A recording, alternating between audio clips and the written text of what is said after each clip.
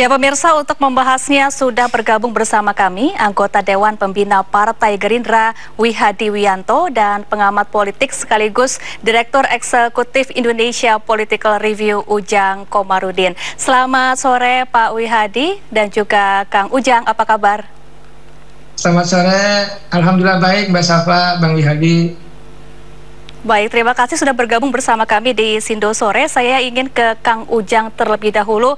Kang Ujang, dengan bertambahnya jumlah kementerian di pemerintahan Prabowo Gibran ini, apakah kinerja pemerintahan Prabowo Gibran kira-kira nantinya akan efektif dan efisien atau seperti apa nih, Kang Ujang?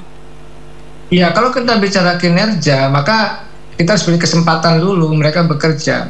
Karena juga kan kinerja, jadi apa yang harus mereka lakukan, apa yang dilakukan oleh mereka, produknya seperti apa, ya kita nilai. Oleh karena itu kan mereka membuka ruang untuk dinilai dalam 100 hari ya kinerja kabinet itu. Baik buruknya, efektif tidaknya itu akan kelihatan dalam 3 atau 4 bulan atau 100 hari yang saya katakan tadi. Jadi kalau kita mengukur indikator keberhasilan dari kabinet itu ya harus dilihat ketika mereka sudah jalan, ketika mereka sudah bekerja, ketika mereka sudah mengeksekusi kebijakan-kebijakannya. Karena bagaimanapun kalau kita hari ini kita menilai mereka belum bekerja, itu namanya spekulatif. Dan tentu tidak bisa menilai barangnya belum ada, belum dilakukan, belum ada yang dikerjakan.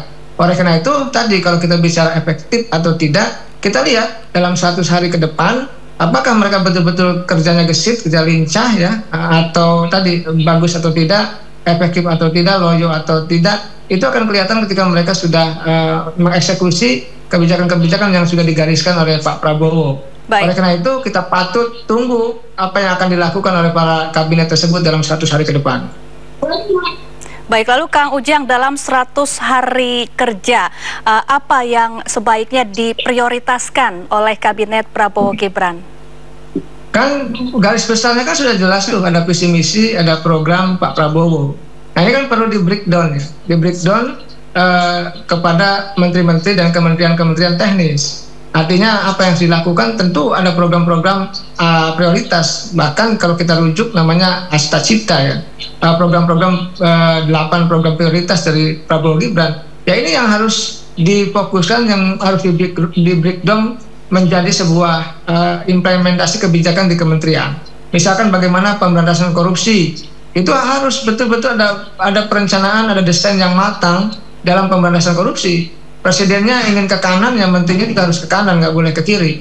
Ya presidennya ingin memberantas korupsi, maka menterinya pun sama. Jadi Menko misalkan di bidang hukum HAM itu betul-betul harus bekerja keras dalam konteks memberantas korupsi itu. Lalu misalkan soal pengembangan sumber daya manusia dan lain-lain, betul-betul menteri-menteri itu sudah punya desain atau blueprint ataupun perencanaan yang harus dilakukan, misalkan dalam 1 hari ke depan, dalam 6 bulan maupun dalam setahun atau berapa tahun ke depan begitu. Baik, Pak Wihadi, lantas apa sebetulnya alasan Pak Prabowo membentuk kabinet dengan postur yang gemuk ini?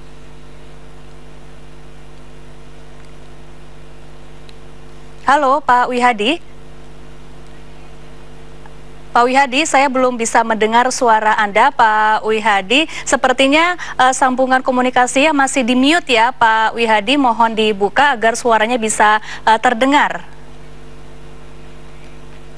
Baik, sambil memperbaiki sambungan komunikasi dengan Pak Wihadi, saya ingin kembali ke Kang Ujang. Kang Ujang, apakah Anda melihatnya dengan postur kabinet yang gemuk ini berpotensi sebagai pemborosan, kemudian juga ada yang menilai sebagai hanya sekedar upaya bagi jabatan seperti itu, Kang Ujang?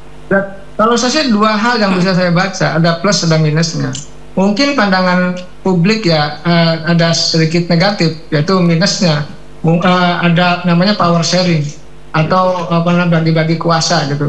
Dan itu kan sebenarnya dalam konteks politik siapapun pemerintahnya, siapapun presidennya akan dilakukan kalau koalisinya itu memang dibentuk dalam keadaan besar gitu. Ya itu konsekuensi berkoalisi adalah memberikan jaminan kekuasaan kepada pihak-pihak yang bergabung dalam koalisi itu. Kan teorinya seperti itu dan tidak ada yang haram. Tetapi memang tadi karena jumlahnya besar, karena jumlahnya gemuk, ini yang menjadi pertanyaan publik. Tentu nanti harus dijawab oleh tim-tim komunikasi Presiden ya, terkait dengan persoalan gemuknya kementerian, bertambahnya nomenklatur kementerian tersebut. Ya kalau soal anggaran ya pasti akan bertambah. Nanti kan pasti akan dihitung oleh publik, oleh rakyat terkait dengan pengeluaran anggaran yang jumlahnya besar itu. Nah, tetapi memang ada positifnya. Positifnya itu misalkan ya kalau dipecah kementerian itu, misalkan Kementerian Pendidikan dipecah, Kementerian Hukum HAM juga ada pecahannya gitu ya. Itu juga membuat akselerasi kerja fokus kabinet juga bisa terjadi.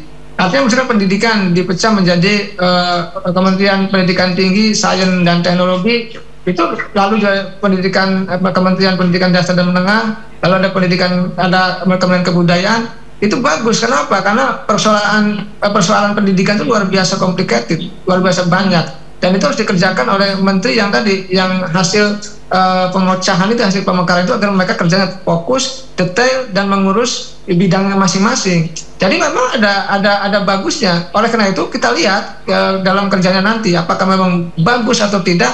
Mari kita awasi, mari kita kontrol, mari kita kritik kalau mereka memang kerjanya tidak bagus begitu. Kalau bagus tentu harus kita apresiasi agar bangsa ini, seluruh anak bangsa, objektif dalam menilai siapapun yang menjadi pejabat, siapapun yang dipilih menjadi menteri maupun wakil menteri. Baik. Tugas kita rakyat Indonesia mengawasi, mengontrol mereka, memastikan mereka bekerja dengan baik. Begitu. Baik, Pak Wihadi, apakah sudah bisa mendengar suara saya, Pak Wihadi? Ya.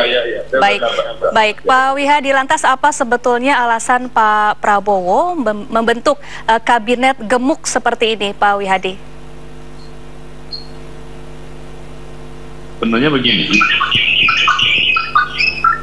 Suaranya mendengar nggak, Pak? Terdengar, silakan Pak Wihadi dilanjutkan. Halo? Ya, Pak Wihadi silakan dilanjutkan. Iya. Jadi begini, permasalahannya adalah kita melihat bahwa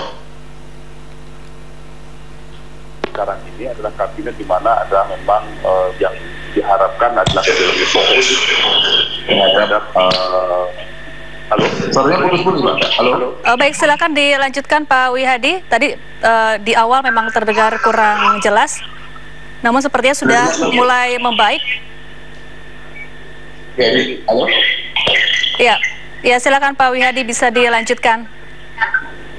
Ya, jadi begini, ini kan karena memang masalah kementerian kenapa banyak karena kita memang dalam hal ini Pak Prabowo melihat bahwa dengan kementerian yang ada saat ini itu perlu ada fokusan kerja pada masing-masing bidang, sehingga masing-masing bidang ini perlu adanya satu menteri-menteri yang memang lebih kepada masalah yang lebih fokus untuk menghadapi masalah-masalah negara ini. Dan kita lihat bahwa negara ini adalah negara besar dan banyak permasalahan-permasalahan yang harus diselesaikan. Jadi sebenarnya basicnya itu tetap pada kementerian-kementerian yang ada, tetapi dibagi pada kementerian-kementerian itu lebih fokus pada bidang-bidang kerja yang harus dilaksanakan. Jadi seperti misalnya bidang pendidikan. Pendidikan ini kan sudah dipecah menjadi berbagai macam, dari menjadi tiga kementerian. Kemudian hukum juga menjadi 3 kementerian. Terus kemudian juga kemudian UMKM dan kooperasi juga dipisah menjadi 2. Jadi ada beberapa kementerian-kementerian yang memang dipisah seperti itu. Jadi ini adalah memang lebih pada mengefektifkan dan fokus kerja daripada masing-masing kementerian itu, sehingga menteri-menteri ini akan lebih fokus dalam bekerja. Jadi sebenarnya ini adalah alasan kenapa kemudian bahwa kementerian itu menjadi lebih besar. Ini ada karena memang ada fokusan daripada kementerian-kementerian yang sudah ada pada saat pemerintahan Pak Jokowi kemarin. Tapi intinya bahwa ini semuanya adalah memang keberlanjutan yang harus dilaksanakan, yang dimana kita ingin bahwa Pak Prabowo ingin bahwa semuanya bekerja fokus dan secepatnya mendapatkan hasil yang terbaik. Baik Pak Wihadi, Kang Ujang, kita tahan dulu, kita saksikan terlebih dahulu informasi terkait 13 perempuan masuk Kabinet Merah Putih Prabowo Gibran, 5 diantaranya menjabat sebagai menteri. Ada juga artis yang mengisi kursi di Kabinet baru ini.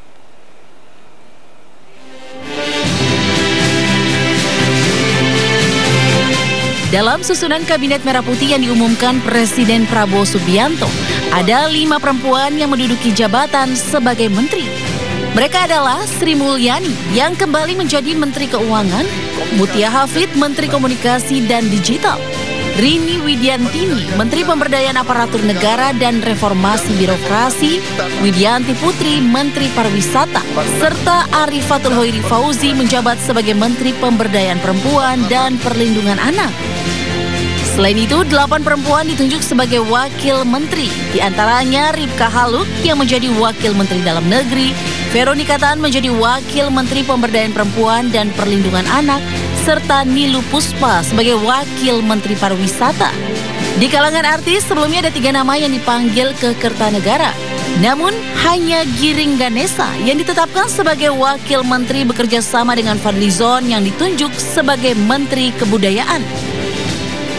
Nama lain yang ada di Kabinet Merah Putih adalah peraih medali emas Olimpiade 2004 Taufik Hidayat yang menjadi Wakil Menteri Olahraga. Sementara itu Raffi Ahmad dan Yovie Widianto tak masuk dalam susunan kabinet. Sebelumnya keduanya sempat dipanggil ke Kertanegara pada Selasa lalu. Begitu juga pendakwa Gus Miftah yang sempat dipanggil Prabowo namun tidak menjadi wamen. Dari Jakarta, Tim Liputan iNews melaporkan. Baik, Kang Ujang, ini banyak juga Ketua Umum Parpol yang menjabat sebagai Menteri di Kabinet Prabowo Gibran, kemudian dengan jumlah kementerian yang gemuk ini tentu tidak mudah begitu ya untuk mengorkestrasi banyaknya anggota kabinet. Kalau menurut Anda apa yang harus dilakukan oleh Prabowo Gibran agar kementerian yang gemuk ini bisa berjalan dengan efektif dan efisien? Ya, pertama komitmen bersama ya bahwa ketika sudah dipilih menjadi menteri, wakil menteri harus tugasnya adalah kepentingan masyarakat bangsa negara. Komitmen itu harus tumbuh, harus muncul. Yang kedua adalah kebersamaan.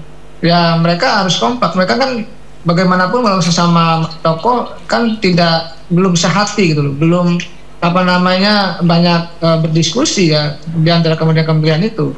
Di antara tokoh-tokoh itu, oleh karena itu harus satu frekuensi. Yang ketiga yang harus kita lakukan sinergi itu menjadi penting, kata kunci. Kalau mereka ingin maju, ingin baik kerjanya, ya masing-masing kementerian jangan ego sektoral, harus memberi ruang untuk bisa saling mendukung, mensupport satu sama lain. Gitu. Jadi sinergitas menjadi sesuatu yang pokok bagi menteri tersebut. Baik, terima kasih Kang Ujang Komarudin, pengamat politik, dan juga Pak Wihadi Wianto, anggota Dewan Pembina Partai Gerindra, telah bergabung bersama kami di Sindo Sore.